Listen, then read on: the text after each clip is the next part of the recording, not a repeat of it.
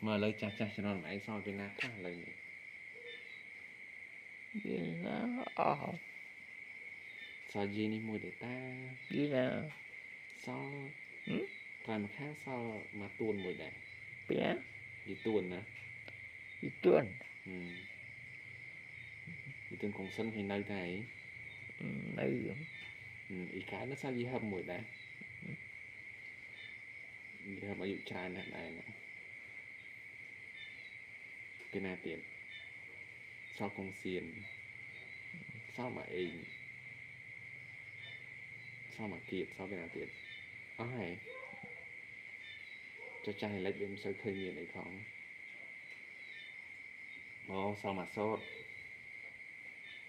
Mà sốt. Gì sốt rồi.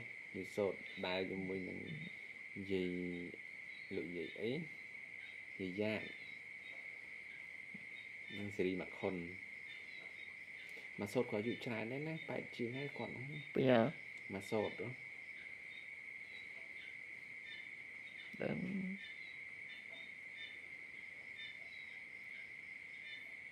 Tại sao còn người ta không ai. đừng làm ấy